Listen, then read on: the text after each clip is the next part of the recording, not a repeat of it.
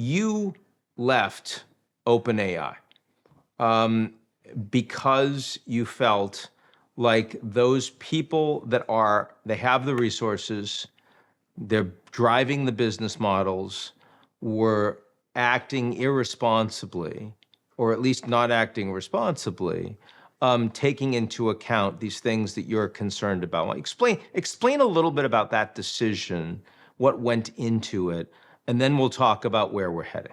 The short answer is it doesn't seem like OpenAI or any other company is at all ready for what's coming, and they don't seem inclined to be getting ready anytime soon. They're not on track, and they don't seem like they're going to be on track. So to elaborate on that a little bit, there is this important technical question of AI alignment, which is how do we, in a word, it's how do we actually make sure that we continue to control these AIs after they become fully autonomous and smarter than we are? And this is an unsolved technical problem. It's an open secret that we don't actually have a good plan for how we're going to do this. There are many people working on it, but not as many as there should be, and they're not as well resourced as they should be. And if you go talk to them, they mostly think they're not on track to have solved this problem in the next couple of years. So there's a very substantial chance that if things continue in the way that we go, if things continue in the current path, that we will end up with something like what is depicted in AI 2027, where the army of geniuses on the data center is merely pretending to be, compliant and aligned and controls, but they're not actually. That's one very important problem. And then there's another one, which is the concentration of power and sort of who do we align the AIs to problem. Who gets to control the army of superintelligences on the data centers? Currently, the answer is, well, I guess maybe the CEO of the company or maybe the president if he intervenes.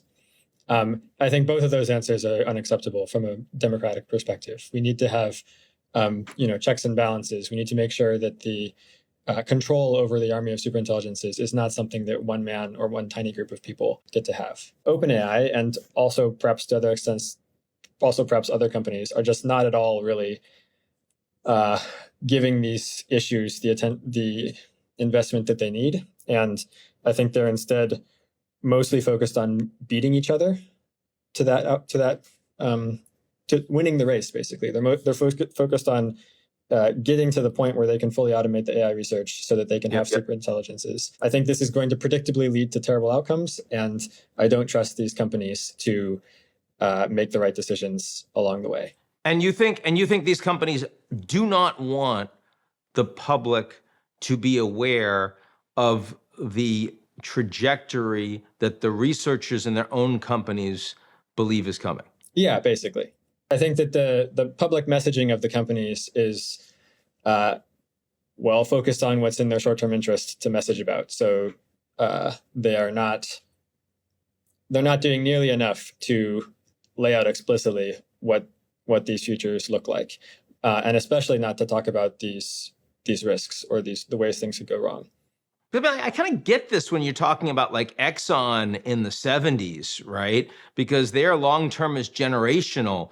But I mean, here, the long-term you're talking about is short-term. I mean, the people that are making decisions and that are profiting, they're the same people that are going to have to deal with these problems when they come in like just a matter of a couple of years. So I'm having a harder time processing that. Well, they each think that it's best if they're the ones in power when all this stuff happens. So part of the founding story for DeepMind was, wow, AGI, incredibly powerful.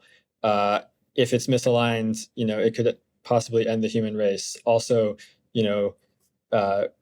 someone could use it to become dictator. Therefore, we should build it first, and we should make sure that we build it safely and responsibly.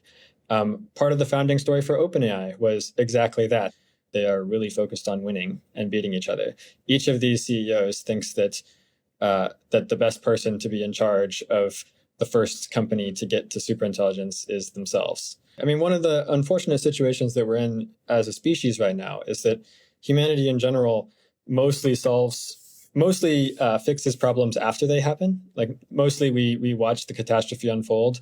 We watch people die in car accidents, etc. for a while. And then as a result of that sort of cold, hard experience, we learn how to effectively fix those problems, both on the governance regulatory side with regulations, and then also just on the technical engineering side. We didn't invent seatbelts until after many people had died in car crashes and so forth.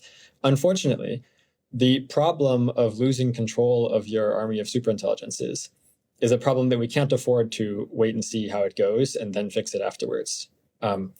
We have to get it right without it having gone wrong at all, basically.